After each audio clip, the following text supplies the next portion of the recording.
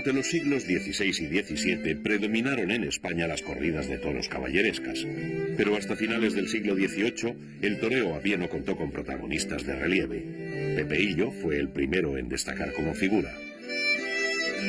Costillares,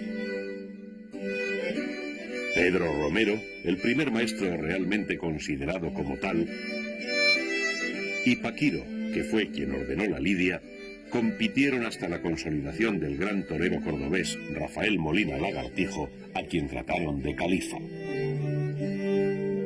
Guerrita, segundo califa del toreo, poderosísimo y elegante lidiador, fue el primer absolutista de la historia de la tauromaquia.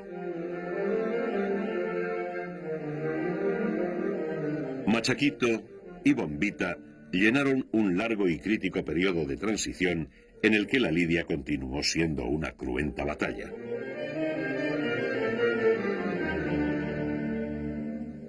En este final del siglo XVIII y en los primeros años del siglo XX, los toros resultaban generalmente mansurrones, aunque fieros e impetuosos en sus acometidas iniciales. Apenas se prestaban al lucimiento durante la escasa y dura brega con el capote que precedía o acompañaba a la espectacular y peligrosísima suerte de varas, en aquella época tercio fundamental y protagonista casi solitario en cualquier corrida.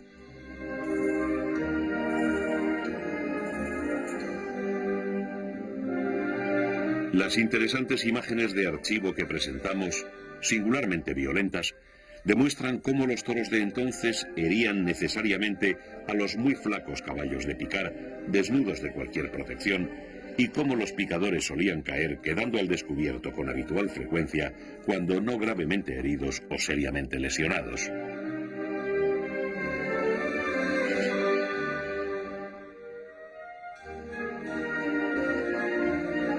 La acción de intentar separar o de quitar al toro de su presa equina suponía una imperiosa necesidad en sí misma para evitar excesos o mayores carnicerías. Los toros salían huyendo muchísimas veces de sus encuentros con los caballos, inmediatamente de herirlos, y había que perseguirlos para volver a colocarlos una y otra vez ante nuevos caballos.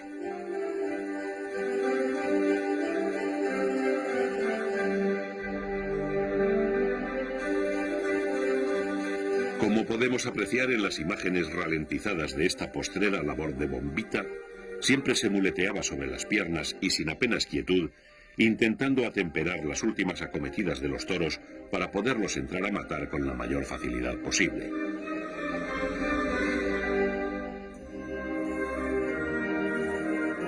Precisamente en la despedida de Bombita actuó José Gómez Ortega, Gallito, el todavía precoz gran torero sevillano, el menor de la dinastía de los Gallos, que empujaba con fuerza irresistible.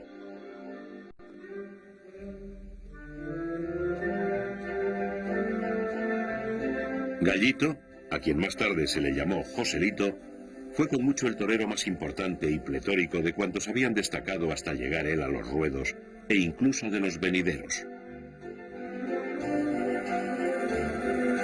Le vemos aquí hacer el paseo en la tarde de su doctorado en la maestranza de Sevilla, en medio del padrino y el testigo de la ceremonia, encabezando solemnemente el desfile de cuadrillas. Y en el momento de recibir la alternativa de manos de su famoso hermano mayor, el Gallo. También en el mismo instante de brindar su primer toro cerca de un caballo muerto bajo las tablas, y en diversos tramos de su primera faena como matador de toros, por cierto sin fortuna, porque este animal no se prestó a ninguna alegría, lo que entonces era frecuentísimo que sucediera.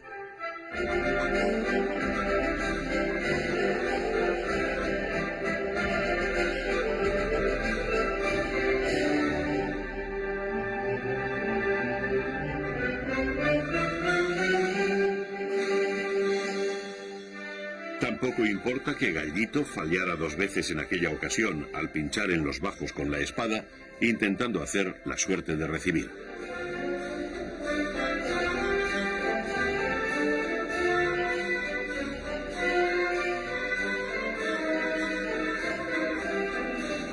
Fue ayudado luego por un peón de brega para cambiar al toro de terrenos y, en lugar más idóneo, volver el joven matador a colocarse y perfilarse antes de enterrar el acero a volapié.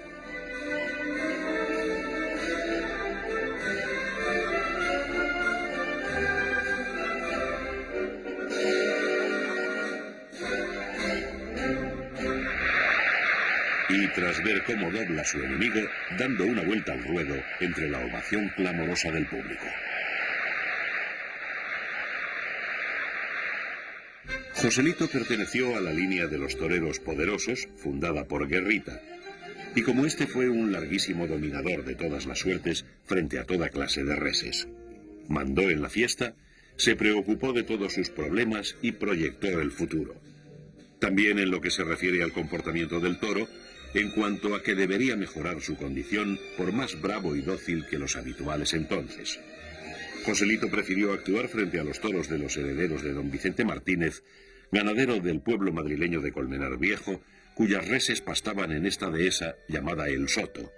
La ganadería de Martínez representó como pocas la evolución del toro antiguo, violento y mansurrón, al contemporáneo, sobre todo gracias a los cruces con los famosos sementales Diano y Ramito.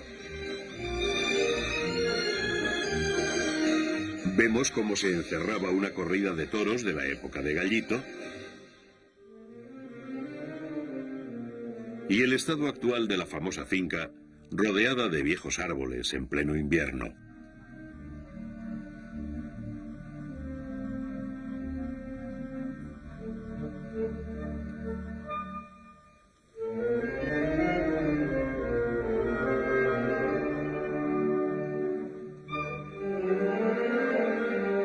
El banco de piedra intacto, donde Joselito observaba a los toros que tanto le gustaba torear.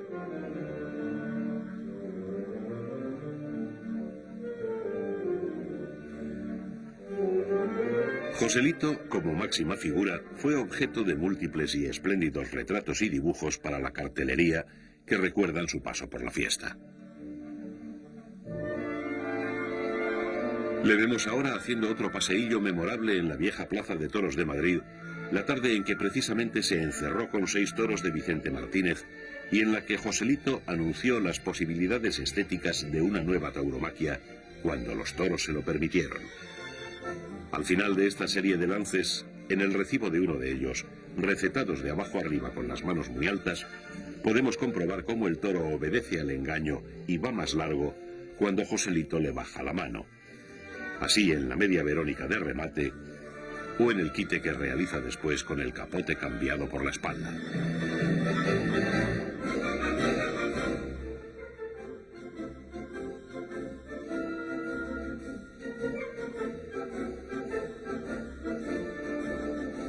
Como en estas otras imágenes, durante una faena de muleta frente a un animal mansote y flojo, también podemos apreciar un mayor sosiego y templanza, aun cuando los pases que prodiga Joselito sean simples preparativos de la suerte suprema sobre ambas manos.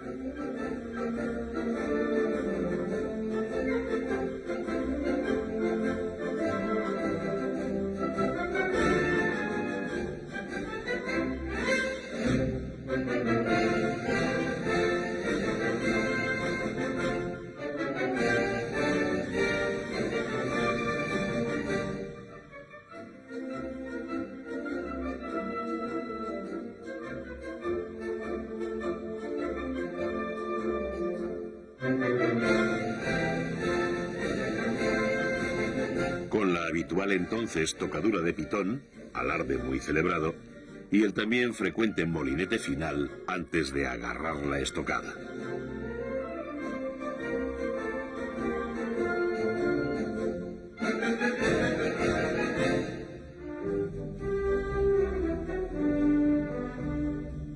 Joselito, siempre rodeado de partidarios antes de empezar las corridas, era muy variado en quites, como este que le vemos realizar, llamado del Bu, galleando con el capote sobre los hombros.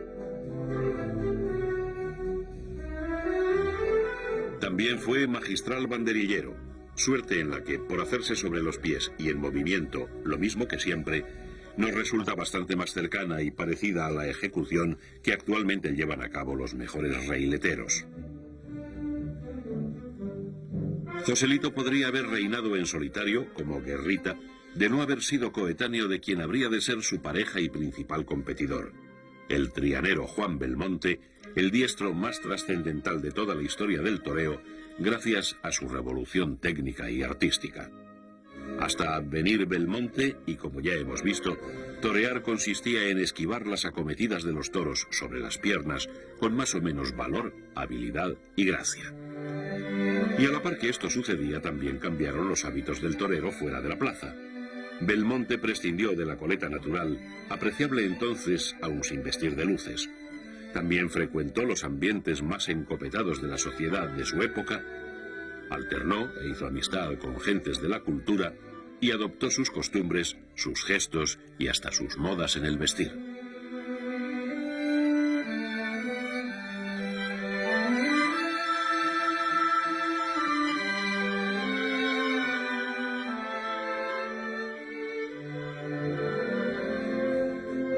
Juan Belmonte impuso a los toros que se lo permitieron una mayor quietud de pies y por supuesto mayor templanza, utilizando más los brazos.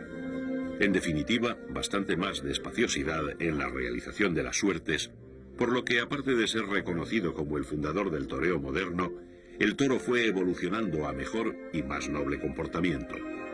Ante la demanda del público, entusiasmado con el sorprendente y pasmoso toreo de Belmonte, los ganaderos empezaron a criar reses más propicias a la buena nueva y las condiciones de los toros fueron progresando en consecuencia al cambio de concepto lidiador. La prematura muerte de Joselito en 1920, víctima de un toro en Talavera, dejó muy solo a Belmonte, que entristecido no tardó en retirarse, aunque tampoco en reaparecer pletórico y más seguro. Dueño al fin del toreo y con toda la afición pendiente de sus maneras revolucionarias.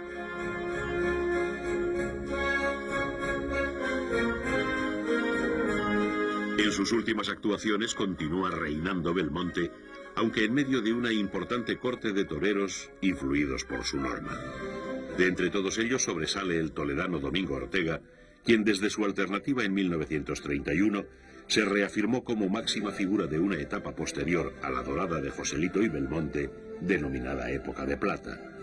Solemne, como vemos con el capote a la Verónica, y poderoso con la muleta, Ortega se distinguía por la suavidad con que dominaba y toreaba al tiempo de andarles a los toros, como a este de Miura en Sevilla que vemos en imagen, intercalando la firmeza de pies en los cites con un marcharse armonioso al final del muletazo para buscarles las vueltas a las reses más difíciles y pasarlas de pitón a pitón, también con natural y fácil donosura antes de entrar a matar.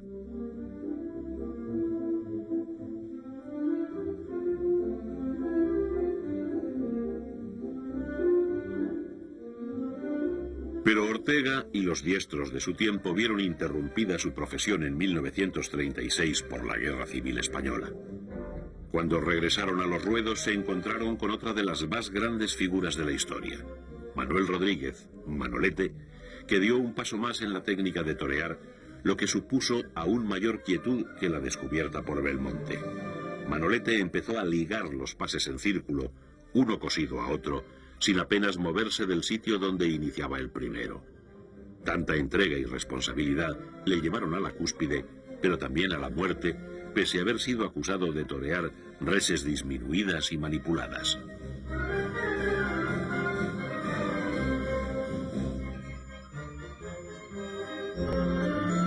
Aquí vemos a Luis Miguel Dominguín, que había alternado con Manolete en la tarde de su muerte en Linares, y quien engrosó después la lista de los más grandes toreros. Luis Miguel, inteligente y soberbiamente poderoso, fue el heredero directo de la línea de Guerrita, continuada después por Joselito.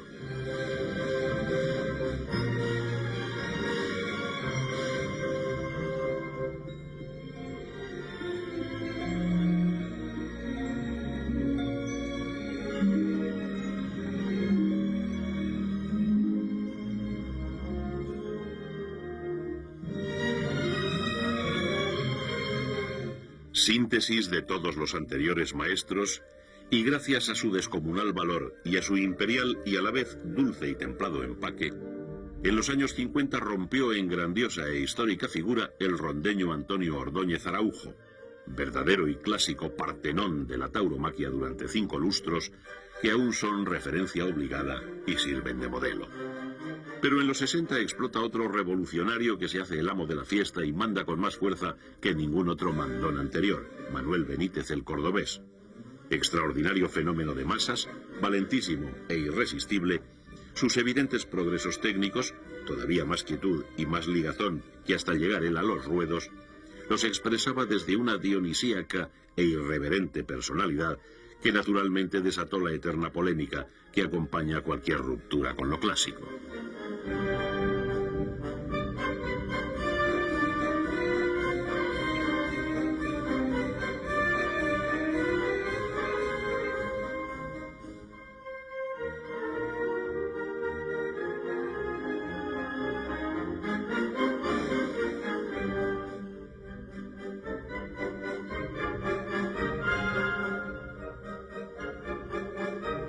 Aunque alternaron con Ordóñez y con Benítez, tras la retirada de ambos, Diego Puerta, El Viti y Paco Camino llenaron un periodo de mandato consular en el que, por más completo y sabio, destacó quien vemos torear en la imagen, el sevillano Camino, un auténtico orfebre, rebosante de inteligencia intuitiva y de hermosa gracia con capote y muleta.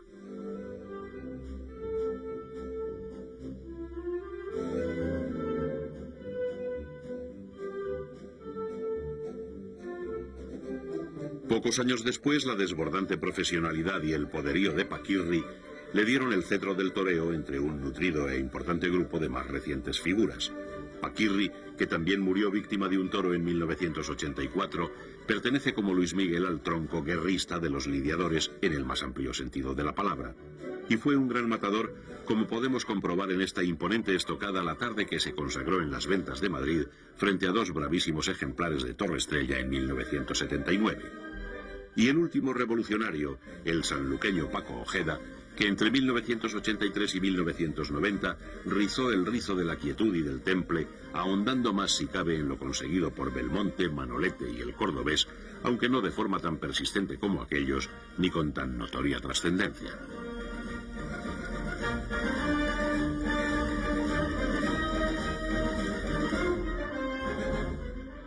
La lidia es el aprovechamiento inteligente de todas las reacciones espontáneas del toro desde que sale al ruedo, combinadas con las que le provocan los toreros con el único objeto de mejorar su comportamiento para que sucesivamente el toreo se produzca con los menores inconvenientes posibles y con la máxima brillantez expresada mediante las distintas suertes.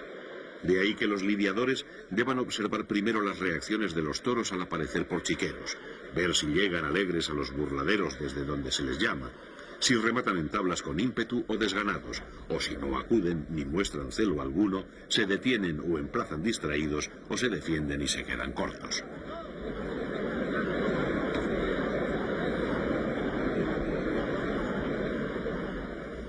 Cuando sale el toro a la plaza, lo primero que me fijo es la manera que sale, si el toro a ser citado en un burladero llega pronto, la manera que llega, si llega con la cara arriba o llegan vistiendo abajo, metiendo los pitones abajo en el burladero, si es pronto, si sale o sale andando el toro, ¿no? Entonces una vez que ya ha salido el toro, pues tenemos que ir a pararlo, pues si el toro está emplazado, pues normalmente va buscando el tercio en el cual el toro creas tú que te puede apretar menos y claro, pues entonces ya pues empiezas a verlo, a tantearlo, a ver sus reacciones y acercarte a él, ¿no? Vean, por ejemplo, lo pronto que llega este bravo toro al burladero, cómo acude a las llamadas de los peones.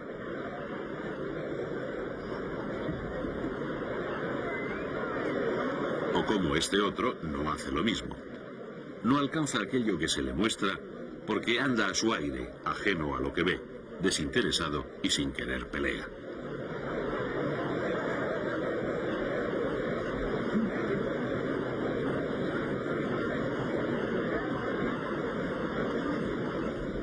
Pero no siempre son los peones quienes reciben al toro. Frecuentemente, y una vez tanteado el animal, lo hacen los propios matadores para intentar lucirse de salida con varios lances, y en ello estamos. Vean en la plaza de Vistalegre de Bilbao al gran torero colombiano César Rincón por vibrantes verónicas de apertura que remata con 2 medias.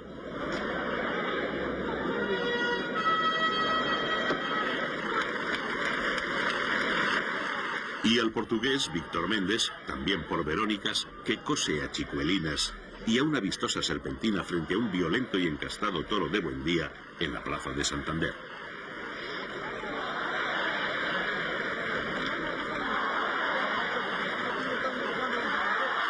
O a Roberto Domínguez, recogiendo elegantemente este otro toro en una corrida boyesca de ronda, con la atención y el temple necesarios para que el bicho no se le vaya de la tela y continúe embistiendo.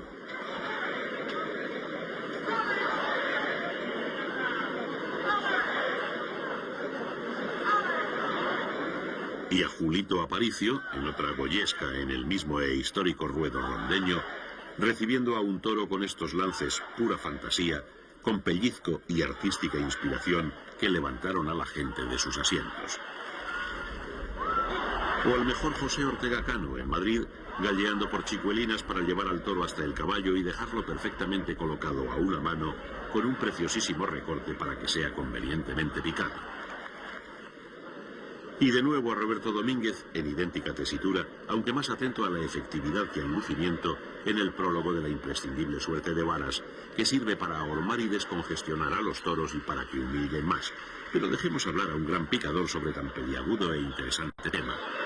Suerte de vara hoy en día se sale y se coloca el caballo, siempre procurando que el caballo no se mueva hasta que el matador coloque el toro, para que no vaya a hacerle algún extraño al matador, ¿no?, cuando lo trae. Una vez que está el toro colocado, o bien se le hace un pasito hacia adelante al caballo o hacia atrás para fijar toro y provocarle el arrancar toro, ¿no? ¡Oh!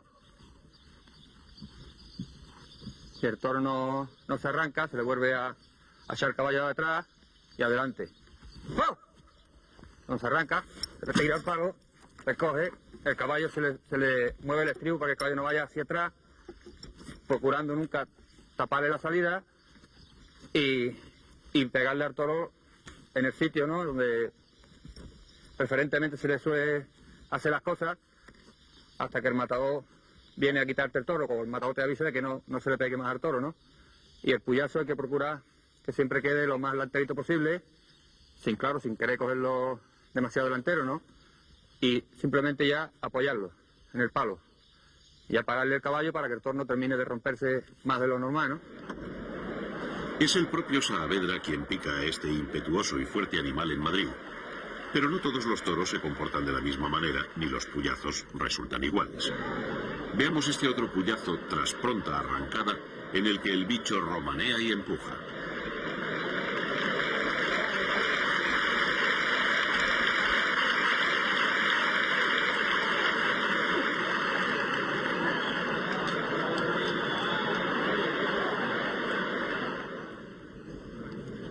O este nuevo encuentro, acudiendo engañosamente desde lejos para defenderse luego con genio, intentando quitarse el palo y terminar encelándose y centrado, aceptando finalmente con bravura el castigo. Observen este derribo en la plaza de Bilbao, famosa por el trapío y la potencia de las reses que allí se lidian. Y un caso típico de mansedumbre ante el caballo, con el toro huyendo al sentir el hierro en su piel, lo que necesariamente no significa que después no vaya a embestir bien y hasta con celo en la muleta.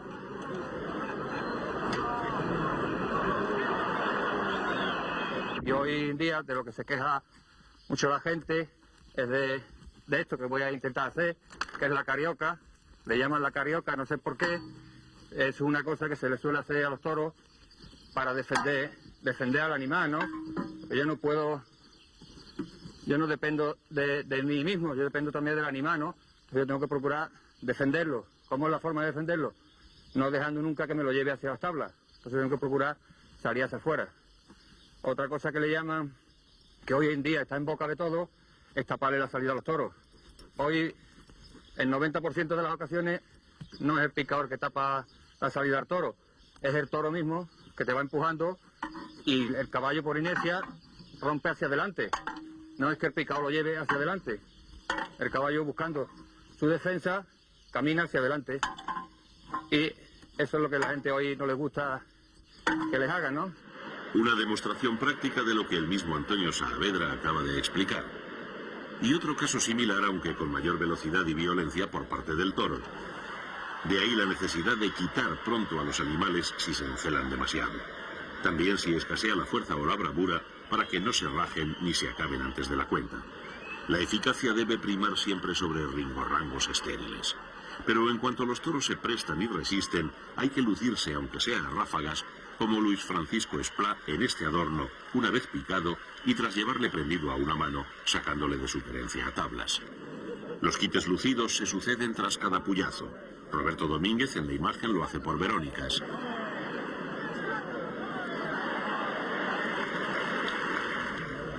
Méndez por Gaoneras, luchando con la impetuosidad de su oponente.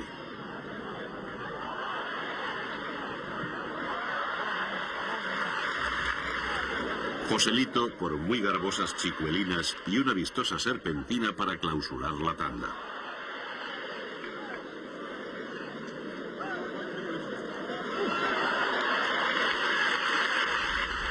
César Rincón, en breve, aunque bonita intervención, con farol invertido y revolera. Y a Julio Robles, antes de que el clarín anuncie el cambio de tercio, por delantales muy ceñidos.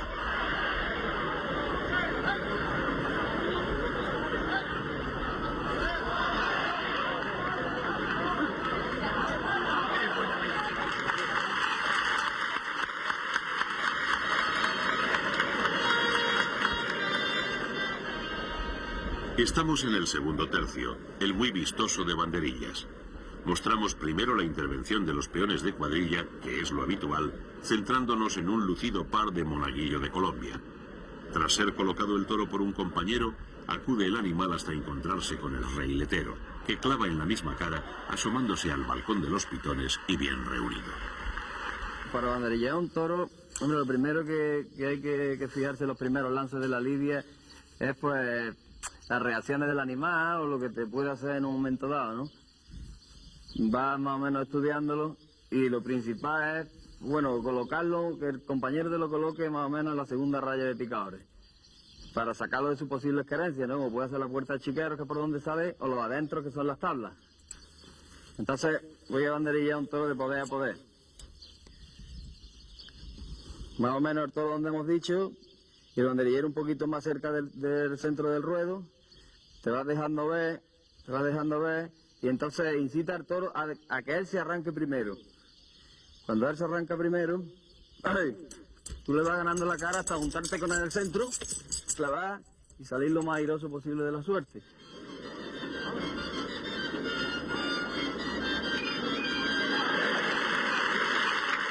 Bueno, pues ahora voy a hacer un par de cuarteo de frente, que por desgracia es el que más se usa, puesto que los toros se arrancan cada vez menos, ¿no? Entonces un toro para banderillarlo bien, cuanto más pies tenga mejor. Pero este par es casi al contrario que el otro. En vez de que el toro se arranque primero, pues tengo yo que ganarle la acción, ¿no? Porque como es que apenas se mueve, pues entonces tengo yo que provocarlo y salir yo antes que se arranque y provocarlo. O sea, es así.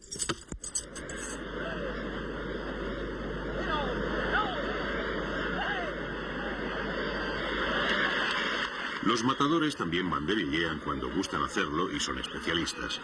Lo hacen solos en el ruedo sin contar con la ayuda de los peones, salvo para colocárselos en suerte, a no ser que compartan el tercio con otro o los dos compañeros de carcel. Acabamos de ver a Luis Francisco Esplá, ahora a Víctor Méndez, que se deja ver jacarandoso antes de clavar.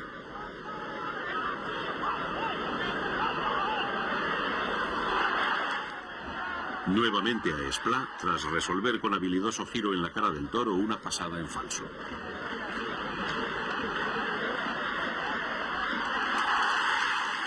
Y a Méndez, finalmente, en un meritorio par al quiebro. Aparte de fijarnos en la ejecución de cada par de banderillas, es importantísimo hacerlo también y atentamente del comportamiento de los toros durante la brega que sucede con el capote en este segundo acto de la lidia. Una vez picadas las reses, puede empeorar o mejorar su condición, y ya que estamos en la antesala del último tercio, hay que descubrir cómo es la embestida de cada toro en este momento, de cara al planteamiento más conveniente de la faena de muleta. Para el matador, siempre pendiente de las reacciones del toro, es fundamental elegir y acertar. Veamos, por ejemplo, estos capotazos en los que un toro los toma con nobleza por el lado derecho.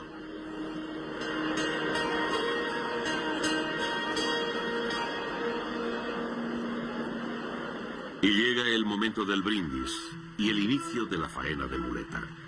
Recreamos una faena ideal encadenando varias suertes de muleta que ejecutan diversos matadores ante toros distintos y en diferentes plazas para mostrar la variopinta belleza del toreo de algunos de los mejores diestros contemporáneos. Abre esta faena el mismo Joselito con ayudados por Alto muy sabrosos. Aparicio los receta luego con sentimiento artístico de ballet agitanado y con quejío.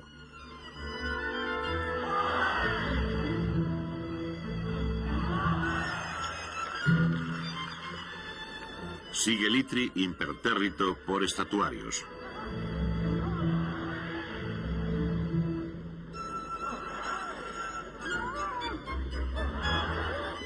Continúa Manzanares, fastuosamente plástico y magistralmente señero.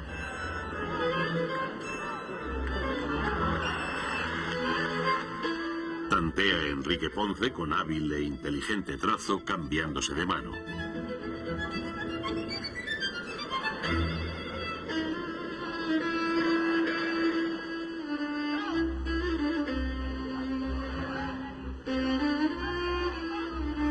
Domínguez alivia, elegante y templado, esta suave embestida.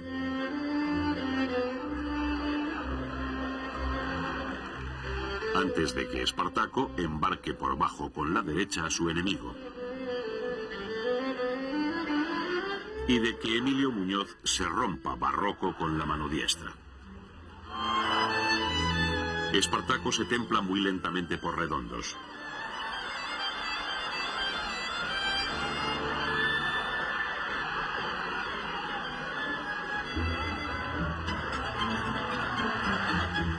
Y Antoñete los recrea meciéndose, señoriales y eternos.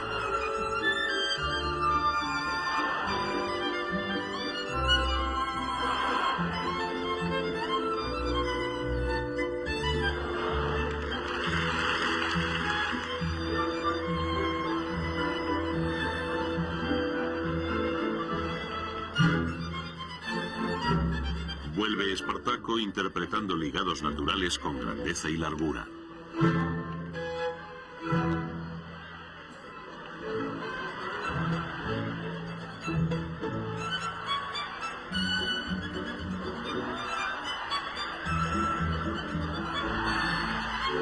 Roberto Domínguez los continúa altos para que el bicho no se canse.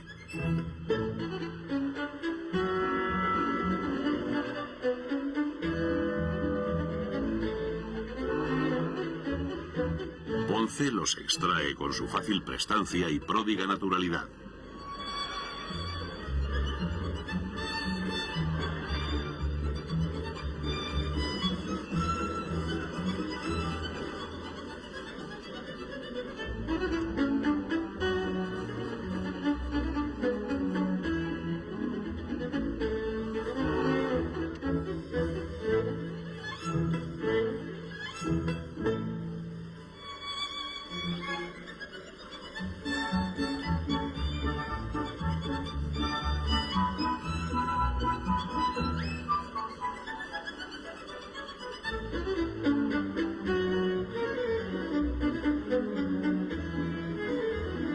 Y Joselito se la juega cruzándose para exprimir los últimos o para ligarlos sin enmienda al de pecho forzado.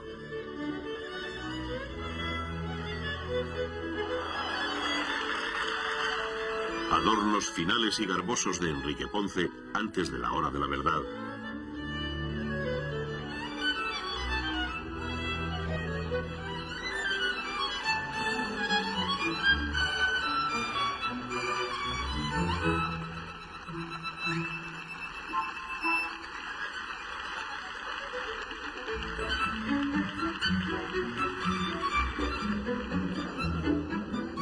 Que llega pletórica y firmada por un grandioso matador.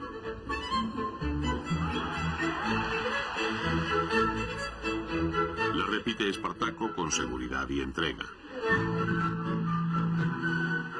La consuma de nuevo Joselito. Y este mismo sublima la suerte, arrancando despacio en verdadero monumento.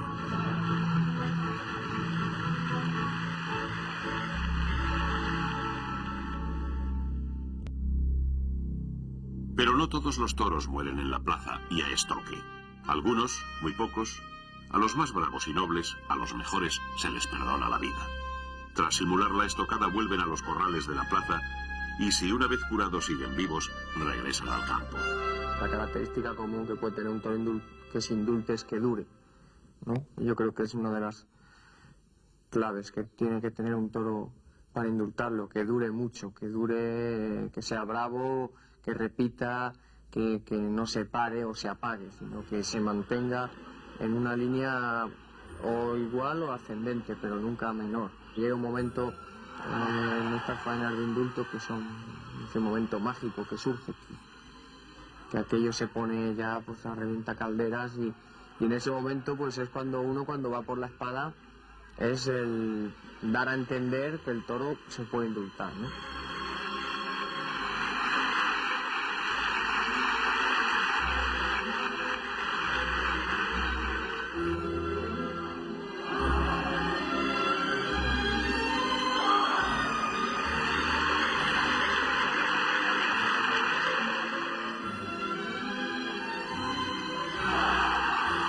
Cuando indultas un toro es cuando más amigo te haces de él, ¿no? O sea, nunca sueles hacerte amigo de un toro porque por muy bien que vayas toreado y porque bueno pues tú te hayas sentido con él en muchos momentos incluso como con una relación de amistad, normalmente hasta la última hora pues corres el riesgo de incluso entrando a matar pues que te pueda coger. El toro no perdona nunca, ¿no? Sin embargo, cuando le perdonan la vida a un toro, pues parece ser como que sí que existe más ese lazo de amistad y por lo que sea, pues no sé, te gusta saber cómo está el toro, te preocupas por los productos que incluso ha dado y si el toro pues se va a salvar o no se va a salvar y si se ha salvado, si está bien y todas esas cosas, ¿no? Te haces tú partícipe, ¿no? del futuro de ese animal, porque gracias a ti, pues, gracias a él, pero gracias a ti también está vivo, ¿no? Pero yo creo que el indulto de un toro hay que mirarlo desde dos facetas totalmente distintas. En primer lugar, desde una faceta que nos comprenda la gente que no es aficionada a los toros. Es decir, es el poder explicar que el toro tiene la oportunidad de salvar su vida cuando lucha de una forma en que merezca la pena que se salve. Y en segundo lugar, no cabe duda que es un orgullo porque significa el reconocimiento del público de que tú has tenido un toro que ellos creen que se merece el perdonarle la vida, que es lo más que le puedes dar al toro. Y claro, es lo más que le puedes dar al ganadero.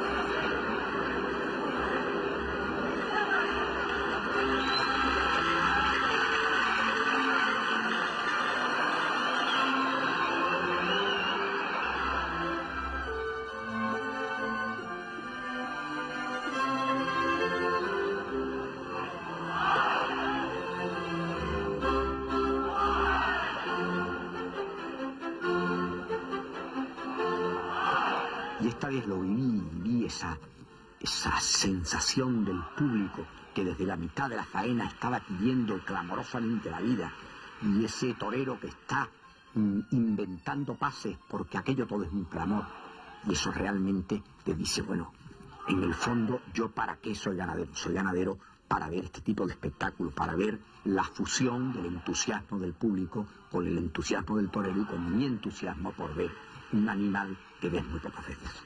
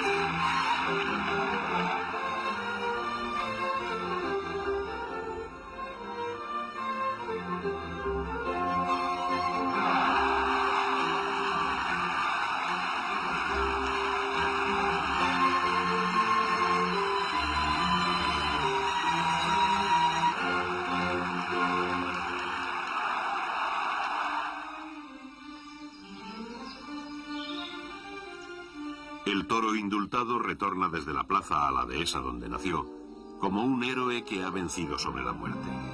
Allí ocupará el puesto de semental, disfrutando de un harén de vacas elegidas para llenar de nueva savia la ganadería. Sus dominios serán los mejores cercados de la finca, y de esta forma pasará el resto de su existencia.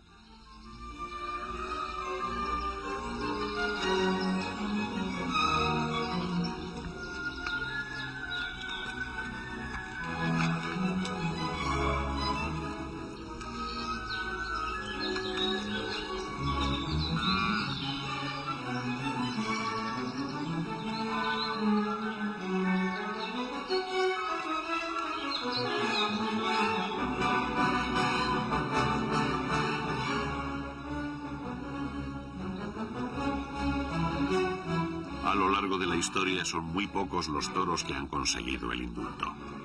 Esto no deja de ser algo excepcional, fruto de una lidia ideal, donde se combinan la brava embestida del animal y la plenitud del toreo expresada en una faena grandiosa. El indulto tiene un valor real más trascendente y simbólico.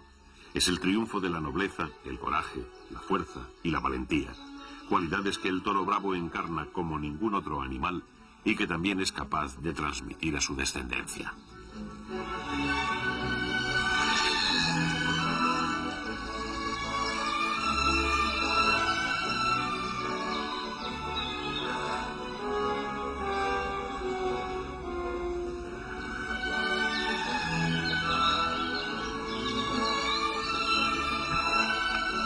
El toro indultado abre una nueva etapa de vida en la dehesa.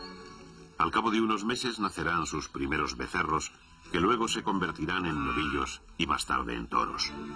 Ellos entregarán en la plaza ese legado de bravura que llevan en sus genes y que es la base de un arte incomparable, al cual está ligado el futuro de este maravilloso animal.